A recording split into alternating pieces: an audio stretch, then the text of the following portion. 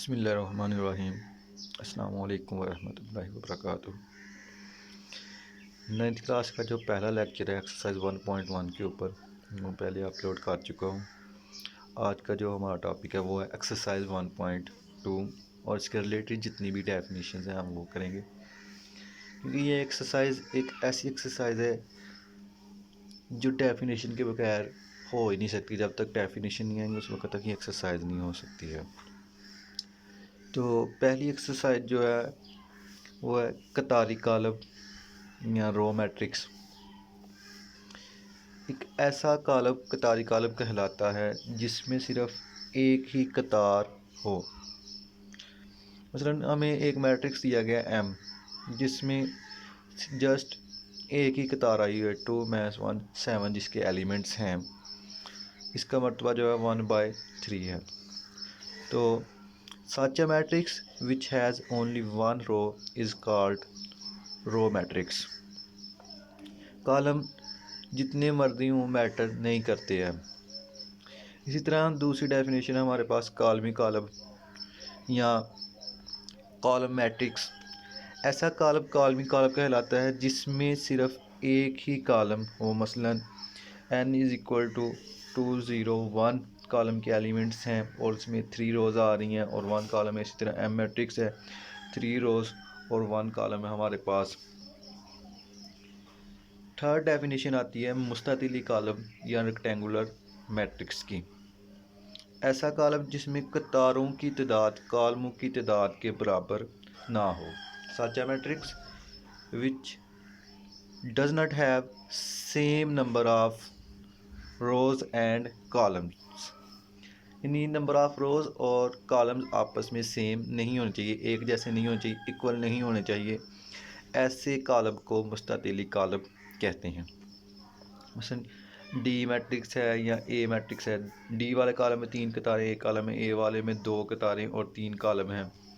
तो इसलिए इन डी और ए दोनों को हम मुस्ततिली कॉलम कहेंगे। मुरब्बी कॉलम या square matrix which has equal number of rows and columns. यानी ऐसा कॉलम जिसमें कॉलम और कतारों की तादाद बराबर हो। ए या बी कॉलम दोनों मुरब्बी कॉलम हैं क्योंकि ए में 1 रो और 1 कॉलम है। इसी तरह बी में 2 रोज़ और 2 कॉलम्स हैं। आर्डर सेम आ रहा है। इसके 2 कतारें और 2 कॉलम, इसकी 1 कतार और 1 कॉलम। कतारों और कॉलम की तादाद बराबर है इसलिए इसे मुरब्बी कॉलम कहेंगे। अभी तक हमने 4 डेफिनेशन पढ़ी हैं। अगली जो डेफिनेशन आती है वो है ट्रांसपोज कॉलम या ट्रांसपोज मैट्रिक्स। कॉलमों को कतारों में बदल देने से नया कॉलम ट्रांसपोज कॉलम होगा। यानी मिसाल के तौर पर हमें एक सी मैट्रिक्स दिया गया है। सी कॉलम है 0 1, उसके एलिमेंट्स हैं रो नंबर 1 के।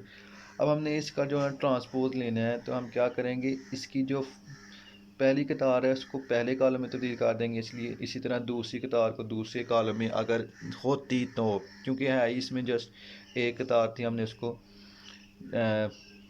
एक कॉलम में तब्दील कर दिया है। मिसाल के तौर पर मैं एक और मिसाल ले लेता हूँ। यहाँ पर मेरे पास एक मैट्रिक्स है, लेट्स सपोज ए मैट्रिक्स है 3 2 1 5। इसका हमने ट्रांसपोज लेना है तो ये आ जाएगा ए की टी इज इक्वल टू 3 1, यानी फर्स्ट रो को फर्स्ट कॉलम में, इसी तरह सेकंड रो को सेकंड कॉलम में हमने तब्दील कर दिया है। ये हमारे पास एक हमने ट्रांसपोज ले लिया। ट्रांसपोज के लिए टी की लामत इस्तेमाल की जाती है और टी को जो है राइट साइड पर ए मैट्रिक्स है या जो भी मैट्रिक्स है उसके राइट साइड पर टॉप के ऊपर जो है लिख दिया जाता है ट्रांसपोज के लिए।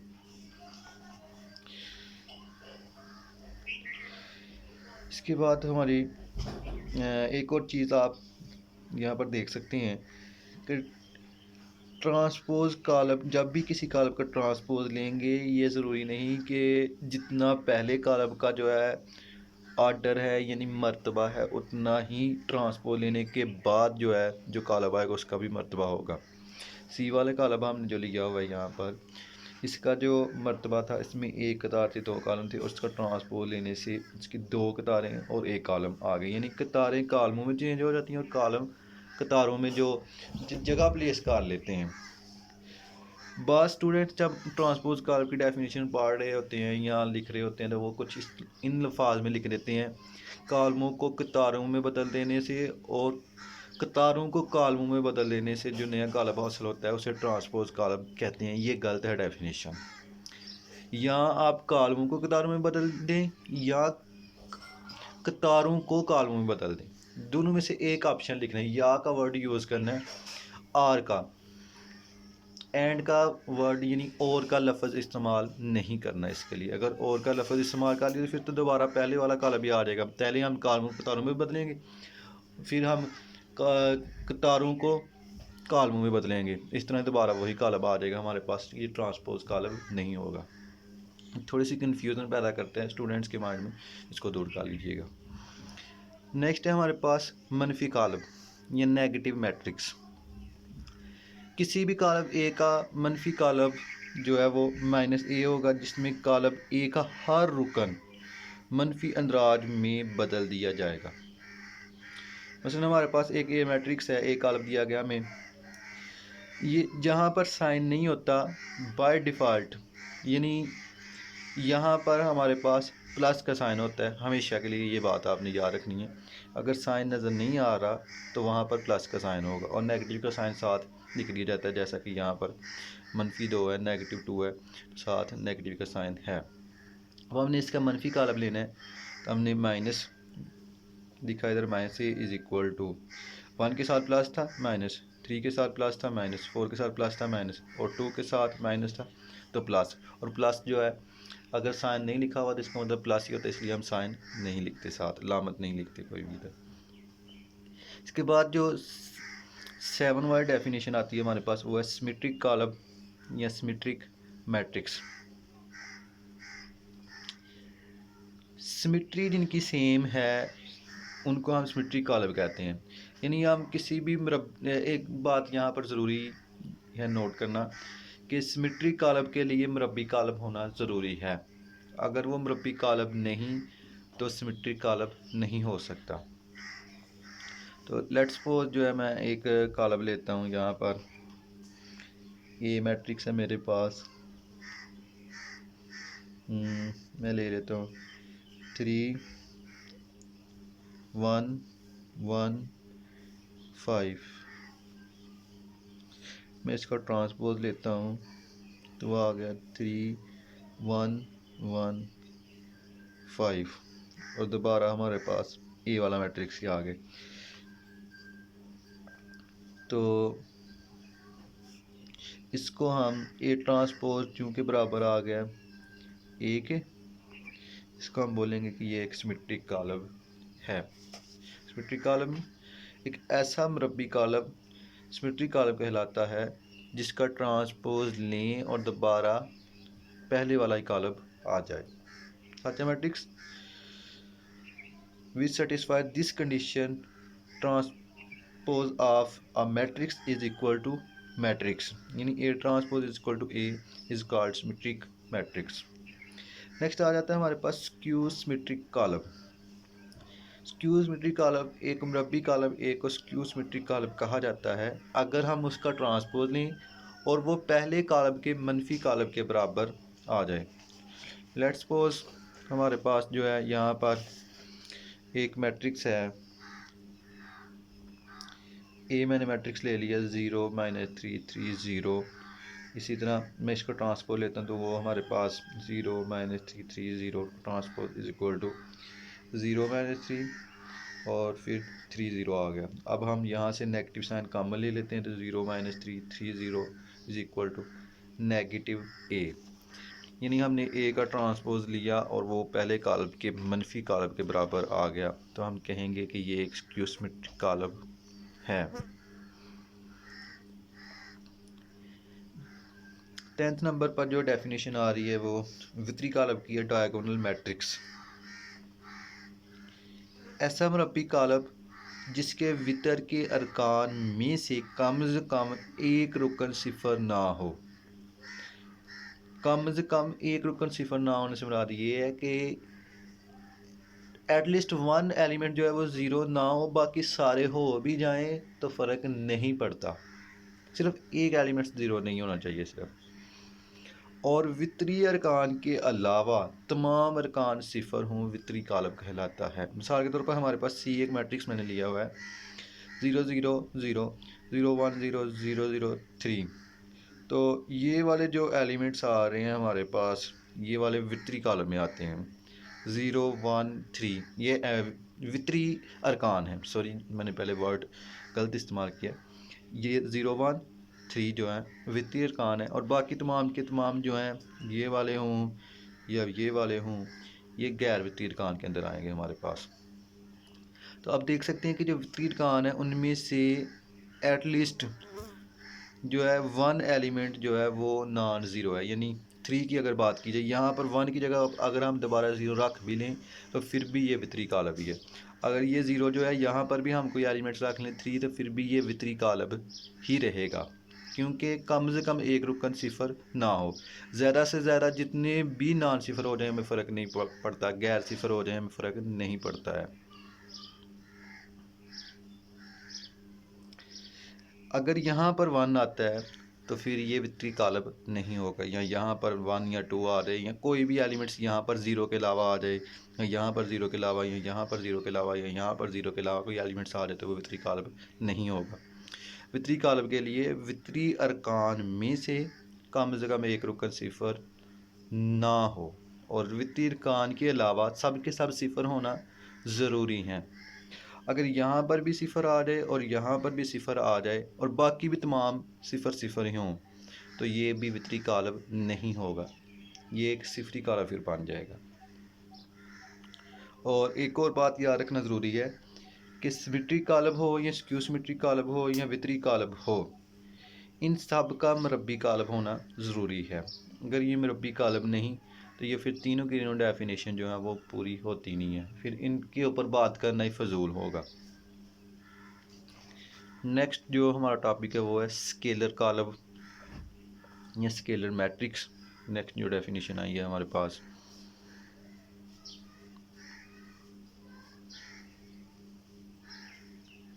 एलेवन वाले नंबर पर, स्केलर कालब एक ऐसा वितरी कालब जिसमें वितर के तमाम अरकान सिफर ना हों। जब हमने पहले वितरी कालब पढ़ा उसका दो कंडीशन थी, दो शरात थी उसमें, कि वित्तीय अरकान में से कम एक रुकन सिफर ना हो, और वित्तीय अरकान के अलावा तमाम के तमाम अरकान इंदराज जो हैं, जो एलिमेंट्स हैं वो सिफर होने चाहिए। स्केलर कालब के लिए सबसे पहले जो भी हमने कालब लेना है वो वितरी कालब होना ज़रूरी है, यानी वितरी कालब की जो दो खसूसियात हैं, जो दो शराइत हैं वो पूरी होंगी तो फिर ये स्केलर कालब के क्राइटेरिया को पूरा कर सकेगा। ये नहीं कि पूरा करेगा, लाजमी कर सकेगा की कंडीशन है, यानी हो सकता है कि वो स्केलर हो। फिर अब कब कौन सी कंडीशन पूरी करे वितरी कालब तो वो स्केलर कालब होगा, अगर वितर के तमाम अरकान सिफर ना हों और एक जैसे आएँ, सब के सब वितर के अरकान एक जैसे। मसलन बी वाले मैट्रिक्स है उसमें हमने लिए हुए हैं 3 3 ले लिए हुए हैं, ए वाले में हमने 1 1 1 ले लिए हुए हैं, या हम यहाँ पर 2 square root 2 square root 2 square root ले लेते हैं, या 5 5 5 ले लेते हैं, तो फिर भी ये एक स्केलर कालब होगा। 1 1 के लिए अब एक स्पेशल नाम रख दिया गया है, वो आगे जो डेफिनेशन आ रही है वहदानी या ज़रबी ज़ाती कालब की, कि एक ऐसा वितरी कालब जो स्केलर भी हो और हर वितरी रुकन एक हो, जैसा कि ये वाला ऊपर लिखा हुआ है हर वितरी रुकन एक हो, वहदानी या ज़रबी ज़ाती कालब कहलाता है, जिसको आई से ज़ाहिर करते हैं। तो यहाँ पर स्केलर कालब के लिए भी वितरी कालब होना ज़रूरी था, वहदानी या ज़रबी ज़ाती कालब के लिए भी वितरी कालब होना ज़रूरी है, और इसके लिए जो है वो स्केलर कालब होना भी ज़रूरी है। वितरी वहदानी या ज़रबी ज़ाती कालब के लिए स्केलर कालब होना ज़रूरी है, अगर स्केलर नहीं तो वो वहदानी या ज़रबी ज़ाती कालब हो ही नहीं सकता। ये जो ए वाला है ये भी वाहदानी कालब है और बी वाला भी वाहदानी कालब है। ए वाला जो है इसका आर्डर जो है मर्तबा जो है वो 3/3 है। ये 3/3 की आइडेंटिटी है। यह ज़रबी ज़ाती कालब है, यह वाहदानी कालब है 3/3 के लिए, जिसमें 3 कतारें और 3 कालम के लिए। और ये जो है 2/2 मैट्रिक्स के लिए एक आइडेंटिटी है, एक ज़रबी ज़ाती कालब है, वाहदानी कालब है।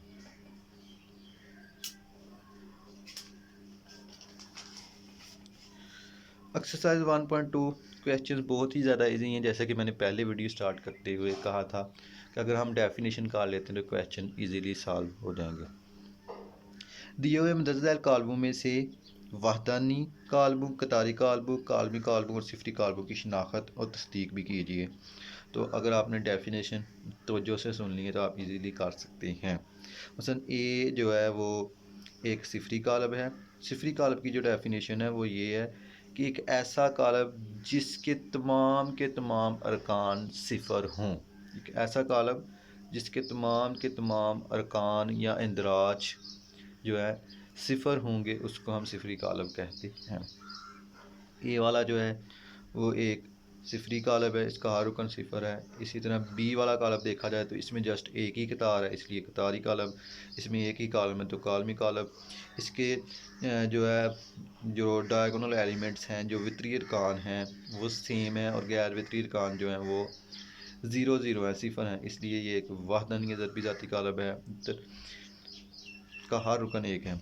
ई इज़ इक्वल टू 0 एक सिफरी कालब है, हर एक रुकन सिफर है। इसी तरह एफ़ वाला जो है एक कालमी कालब है, इसका सिर्फ एक ही कालम है।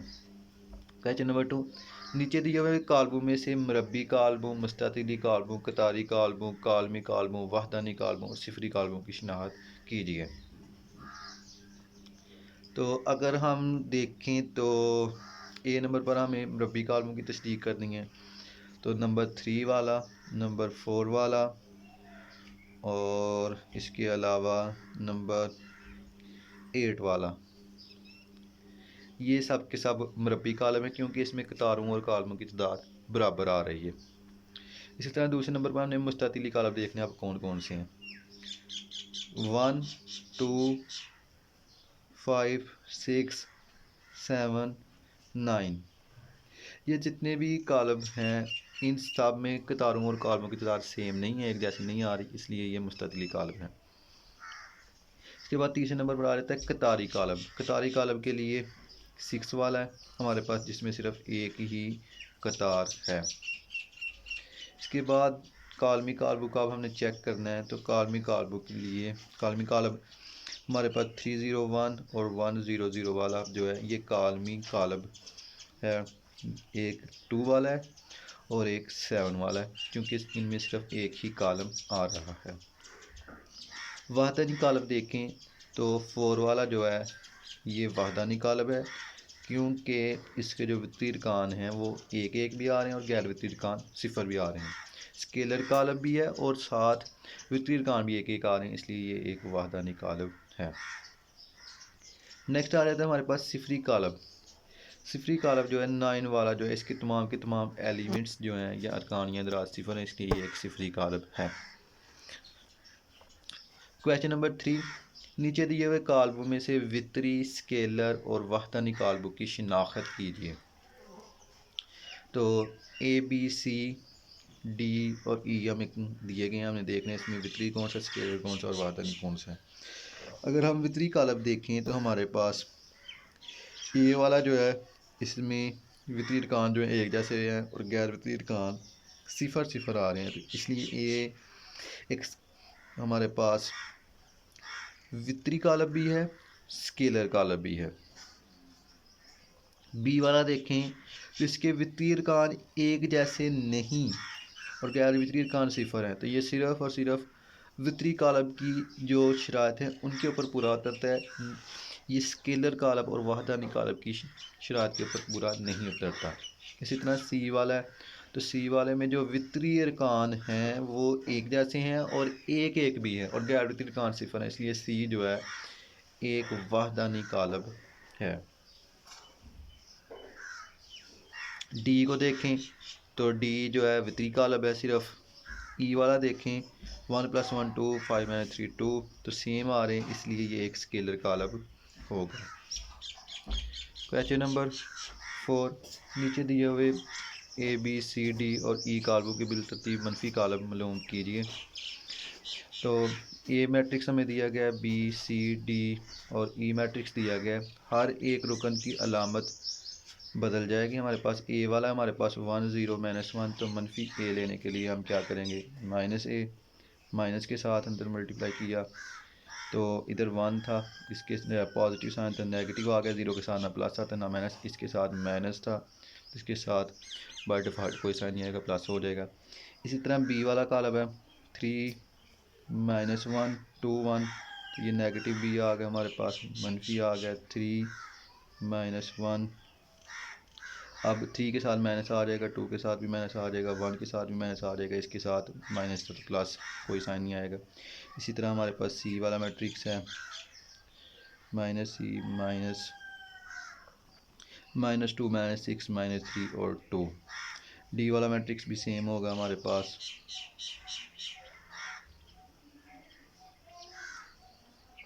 और ई वाला मैट्रिक्स भी हमारे पास सेम जिस तरह ऊपर किया हुआ आप देख सकते हैं।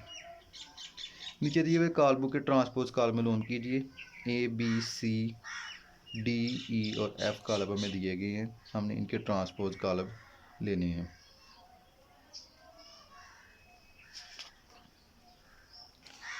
तो ट्रांसपोज कॉलम में हमने ये डेफिनेशन पढ़ी थी कि कॉलम कतारों में बदल जाते हैं, कॉलम को हम कतारों में बदल देते हैं। ए हमें दिया गया है एक मैट्रिक्स 0 1 -2 उसका कॉलम है, तो ए का ट्रांसपोज क्या होगा हमारे पास 0 1 -2। हमने पहले कॉलम को पहले कतार में तब्दील कर दिया। इसी तरह कतार को 5 1 -6 है, तो इसका ट्रांसपोज लिया था हमने पहली कतार को पहले कॉलम में तब्दील कर दिया। इस तरह सी मैट्रिक्स है हमारे पास, हमने ट्रांसपोज लेना है इसका, तो इसकी जो पहली कतार है 1 2 इसको पहले कॉलम में, 2 -1 दूसरी कतार जो है रो नंबर 2 जो है इसको सेकंड कॉलम में, इसी तरह तीसरी कतार को तीसरे कॉलम में तब्दील कर देंगे तो हमारे पास ट्रांसपोज आ जाएगा। डी वाला मैट्रिक्स है, पहली कतार को पहले कॉलम में, दूसरी कतार को दूसरे कॉलम में तब्दील कर दिया, ट्रांसपोज मैट्रिक्स आ गया। इस तरह बाकी देख सकते हैं। क्वेश्चन नंबर 6 जो है, अगर ए और बी हमें दिए गए हैं तो तस्दीक करनी है हमने कि ए ट्रांसपोज का ट्रांसपोज बराबर ए होता है, बी ट्रांसपोज का ट्रांसपोज लें और बी आ जाता है। ये बहुत इंपॉर्टेंट शॉर्ट क्वेश्चन हैं पेपर के पॉइंट ऑफ व्यू से। ए कॉलम दिया गया हमें 1 2 0 1 और हमने इसका ट्रांसपोज लिया। ट्रांसपोज लेने के लिए हमने क्या किया, पहली कतार को पहले कॉलम में, दूसरी कतार को दूसरे कॉलम में तब्दील कर दिया। अब दोबारा हम इसका ट्रांसपोज लेते हैं, क्योंकि हमने साबित ये करना है ए ट्रांसपोज का ट्रांसपोज बराबर होता है ए के। ए ट्रांसपोज का ट्रांसपोज लिया हमने, तो अब पहली कतार क्या है 1 0, इसको पहले कॉलम, इसी तरह दूसरी कतार 2 1 है तो इसको दूसरे कॉलम में तब्दील किया। हम देख सकते हैं कि ये दोबारा हमारे पास ए आ गया, इसलिए हमने साबित कर दिया कि ट्रांसपोज का ट्रांसपोज बराबर होता है ए के। इसी तरह हम बी का भी कर सकते हैं। अगर वीडियो पसंद आए तो लाइक शेयर और सब्सक्राइब करें। शुक्रिया।